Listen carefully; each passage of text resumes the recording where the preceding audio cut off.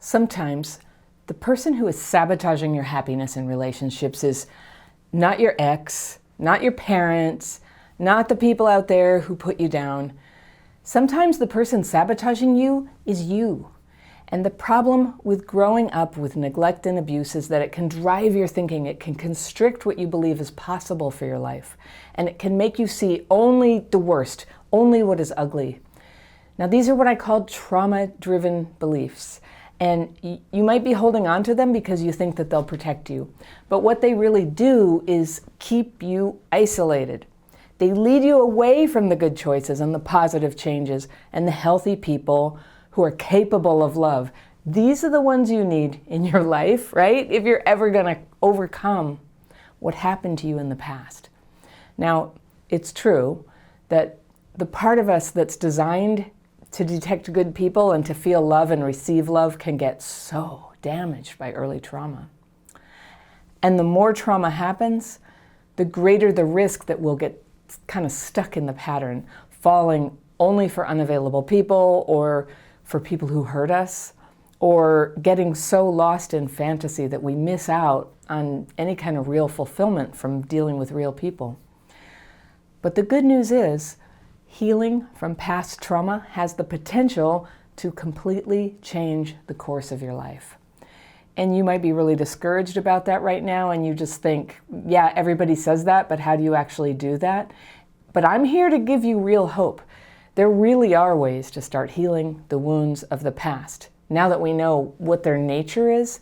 And if you aren't familiar with my work, you'll find the courses and materials where I teach that in the description section below. But stay with me for right now. You can do that later if you want. Healing begins when you make a decision to question your trauma-driven beliefs. Now, I've had a few miracles in my life. And the one that changed my life the most happened the day that I stopped having crappy relationships. And at the time, I had no idea why the same old hurtful and humiliating problems kept happening. And in fact, they were getting worse, and I couldn't make them stop, even when other things in my life were going well. Now, admitting that my old ideas and behaviors weren't working, like at all, was the very first thing I did that just put a crack in the door, like opened it just a little bit to transformation. And at that time, I was so unhappy, and I was so ashamed of the relationships I kept finding myself in. I could see, how other people were seeing me. And I couldn't really see a way forward. And I'd always thought that if I just met the right guy or looked prettier or changed one small thing about myself, that love could just kind of like show up in my life and do the healing for me. But it had gotten really clear that all my old ideas about how to do relationships had gotten me to that one night where I was so alone and hopeless. And no one was coming to save me. And that if my life was ever going to get better, I was going to have to change. Now, if you've ever had to admit this kind of failure to yourself, you know how, like when you really let it in that like everything you've tried has failed, it actually feels like for a few seconds, it feels like you're going to die. But then, whoop, very quickly, a new feeling fills you up. And it's a sense of surrender and of peace. And then, thank God, possibility and even hope. And everything at this point depends on your willingness to get real and to take action and then keep taking action.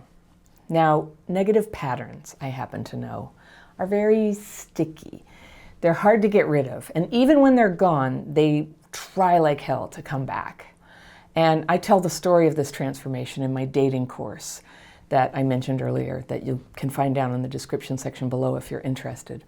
So when the change in me started to become visible, I think it was very, very obvious to people. And friends were starting to ask me, like, what happened? How did you do that? And they were calling, and I started making appointments with them to show them my techniques. And soon I was sharing my principles with their friends, and people I didn't even know would call me because they heard I could help them break their trauma patterns. And then eventually I started a blog called Crappy Childhood Fairy, then the YouTube channel, and then the courses and the coaching. And this amazing community grew up around it all. And what we do here is we learn to shed trauma-driven beliefs and become open to a new way and a more practical and rational and self-loving way of living our lives. So we learn to heal brain dysregulation, which is really common with CPTSD, and we learn to operate in a regulated state. And I'm telling you, when you're regulated, everything makes sense about why it was so hard before. When you're regulated, it becomes possible to deprogram yourself. And deprogram is a strong word, I know, but deprogramming is exactly what has to happen when we've gotten stuck in an unconscious and repetitive and destructive cycle of behaviors and beliefs. Now, behaviors are at least partly driven by beliefs. And when we have childhood PTSD, a lot of our beliefs came from trauma experiences. Trauma beliefs are cultural, they're family learned, they're reinforced by friends who likely also have childhood PTSD. And we usually know what we're doing wrong, and we can try to make ourselves act normal, right? Normal. But this kind of symptom fixing is usually only temporary. You can't sustain it. Real change demands that we identify those trauma-driven beliefs and begin to replace them. Now, normal people seem to just know this stuff, but those of us programmed by trauma usually need stronger, clearer guidelines. You can't just give us platitudes, it doesn't work. And we can't just talk about things, that doesn't work. And just breathing, all the things that are positive that some people seem to find help so much, like we need more, we who have CPTSD. So what helps, in addition to getting re-regulated, is to have clear guidelines about how you're going to handle certain situations that are triggering for you, that are slippery, right? You set up guidelines in advance, and that might feel at first countercultural, like unnatural or even radical, right? To have rules for yourself.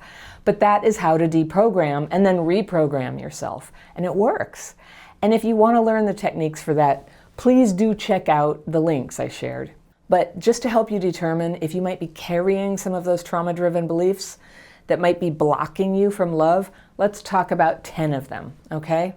Number 1, this is huge, I hear this all the time. I attract unavailable people. It's not a problem, actually, who you attract.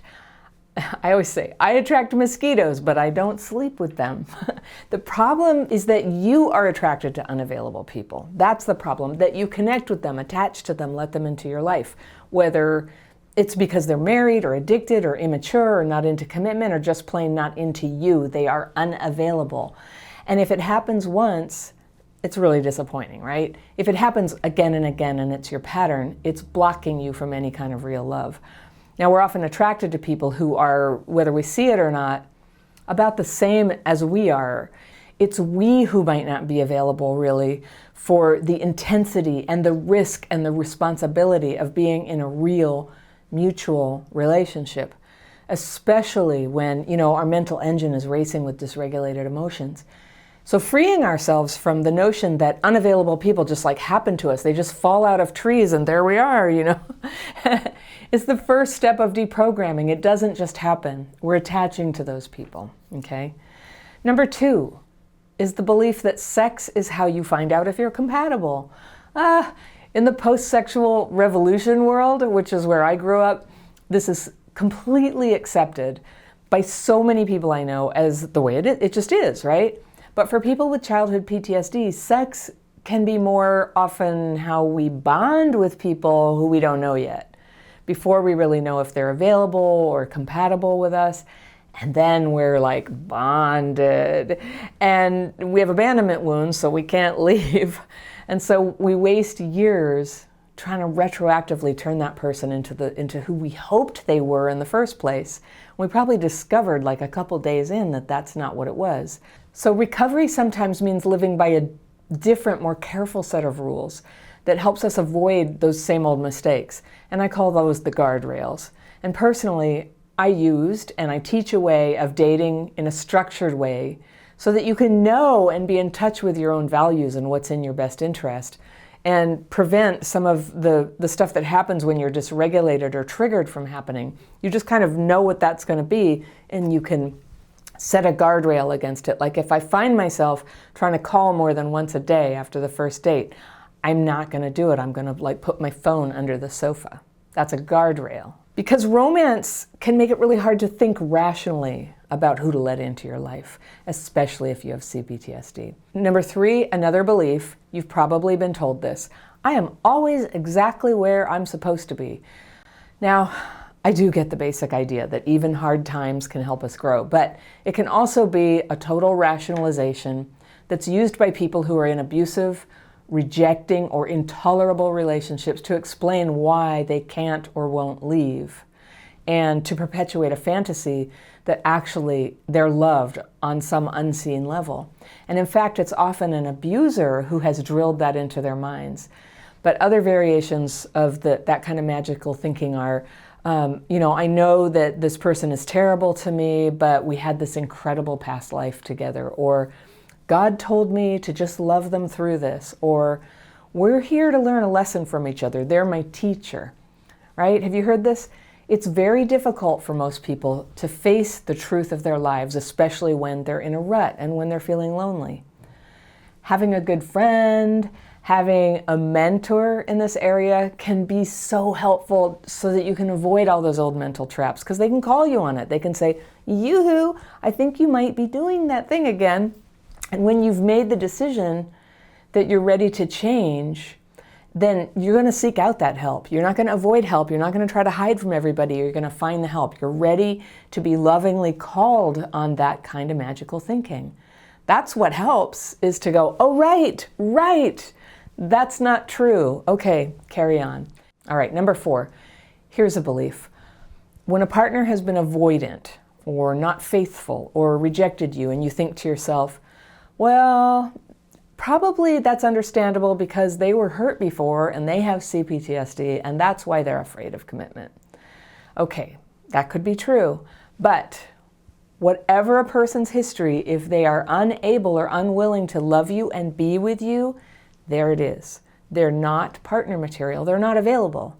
Now, understanding or trying to guess at the source of their feelings still won't get you loved. Moving on is sometimes the most direct route to finding love. Did you know that? You break up, you just became like that much closer to finding the one, because this one's not it. All right. So here's another thing I hear people say to rationalize staying with, hurtful people. Well, they had a lot of childhood trauma and that's why they self-medicate. So here's the truth. All alcoholism or drug addiction is self-medication. That's what alcohol and drugs are for, to medicate feelings, right? To feel better for people who feel bad. And for a little while it works, and after a while it causes a lot of problems that make people feel really bad, not just them, but everybody around them. But then it becomes necessary to them. Whatever you call it, self-medication, it's not some like special category that's workable. Addiction is addiction, alcoholism is alcoholism. I always recommend Al-Anon. It's a 12-step program for relatives and friends of alcoholics if you need help getting clearer thinking around that. But whatever you call it, serious drinking and using make a person unreliable, limited in terms of intimacy, possibly dangerous, and just flat out not a good dating prospect. So when it's a close family member or a spouse that's got substance problems, there are more compelling reasons to stay in their lives. But either way, it's really important to set your own boundary. Like, do not rationalize what they're doing. Okay, number 6.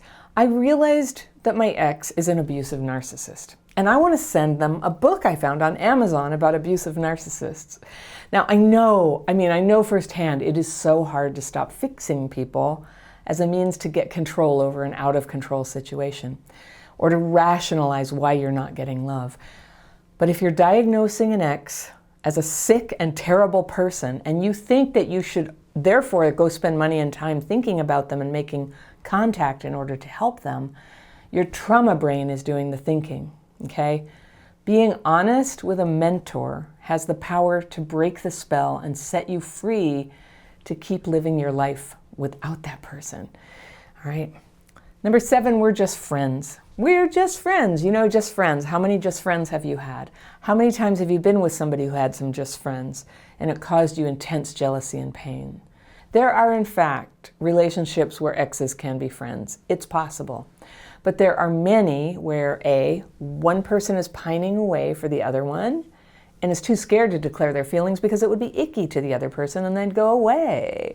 Or B, one or both of you is using the other person to fill up time until real love shows up, pretending that the new significant others, they're just going to love those friends too. Well, they won't.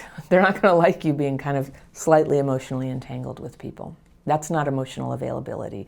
And healthy people can feel it. It's all sort of a crappy dynamic, and it puts up a sort of force field around you that telegraphs to them that you are not available. So people who would make good partners can intuitively sense that force field and they stay away. The only ones who get through it are the unavailable ones, the jerks, the people who are high. They don't even sense the force field at all. Healthy people are looking for that bright, shiny availability, and they know how to recognize it. Number 8, I need closure. Have you ever said that? Have people said it to you? Now, this makes total sense to the trauma-driven mind, but in real life it means I'm making up an excuse to reconnect. I want another shot at this. So you know what I'm going to say. There are cases where there was a serious relationship or a marriage and somehow one person never found out why it ended. And I would say eventually having a conversation about that might be important. But closure usually is only going to be a slippery slope to get you entangled back in the very thing that's making you emotionally unavailable and unhappy because it's with an unavailable person. 9, that person is toxic. All right, there's toxic stress. There's toxic emotions, but the concept of a toxic person, and I get it, like I have people that I feel that way about, like I just sort of fill up with dread and horror and anger around them. But in fact, people, no matter how they behave, they're not actually like radioactive, they're not a virus. They can't hurt you just by being around. It's that being around them causes a toxic reaction because you know what? You have been in the presence of really horrible people just screaming at you on the street. I don't know, where I live, we have people who do that. And it's something you want to get away from, but it's not deeply destructive. It doesn't make you, break your heart because it's not true. So this belief in a toxic person, I think it's much more helpful to understand that the toxicity is happening in the PTSD reaction that it sets off in you, which is not your fault, but that is toxic to you. When you fill up with the dysregulated emotions, that adrenaline, that fight or flight or flee or fawn response, now you're in toxicity. It's you who, in a sense, has become the toxic person. You're poisoned, okay? So when we're around people who trigger us that badly, they might be very terrible, but it's always a dance with them. So if nothing else, your part in it that you can control is that you dance with them and you don't have to. And you basically got triggered by their behavior. And I'm not saying it wasn't bad behavior, but it caused you to get emotionally dysregulated and lose your balance. It's more realistic to acknowledge that you have a toxic reaction around certain behaviors and that it's actually possible to become, neutral to people who are selfish or manipulative or abusive. Don't get neutral to abusive people, but just people who are, just very, very unpleasant. Abusive people, you really just have to, there's a whole line of action that you have to take around that to sever it, including calling law enforcement. But I'm talking about people who are, very cruel, very demanding, telling lies, that sort of thing. It's you who's got to learn to have the boundaries around them and decide whether or not to have them in your company. And when you have that boundary, you'll find that you're not poisoned, all right? There are no good men or good women or good marriages. I hear that all the time. I used to think this is true, that all good men were taken and I better just stay stuck in a crappy relationship. But this too was a justification. I think it's common to feel that way after somebody has really, really hurt you, and it just seems like everybody's like that out there. But I'm telling you, it's not true. You're not like that, right? Having believed that for a long time, I'm really sorry I wasted so many years on this kind of trauma-driven thinking, because really what it does, it telegraphs to other people that you're prickly, that you're hurt, and it pushes away good people. So with the good people pushed away, the only people I had relationships with were people who were not so good to me, not good for me. And then I'd be wondering, why does this keep happening? I must just attract these jerks. But that's what it was. That's what it was. And I was carrying my trauma as a way of expressing myself in the world. and it just wasn't that pretty. It wasn't sexy. Now, sometimes you have to shed the bad relationships before you can see the good things that are possible for you, because the bad relationships are the very thing reinforcing your trauma-driven beliefs. You know, it just keeps making it feel truer and truer. So I'm saying question your beliefs and take heart. Become open and willing. Like, you may not be able to manufacture this transformation in yourself on command, but start taking the first steps. Be open and willing to see things in a new way. If you catch yourself thinking everybody's bad and nothing is possible, catch yourself and say, wait a minute, that can't possibly be true. That's probably my trauma-driven thinking. Remember, healing is possible. And if you think your trauma has affected your dating life, you could take my dating quiz. I've got a bunch of questions that list common symptoms of the ways that early trauma can affect the way you have relationships. You can see if you resonate with that. That's on the free tools page of my website, and I put the link to that page right at the top of the description section. And if you love this topic about making that big transformation out of your old patterns, I've got this video lined up for you right here, and I will see you very soon.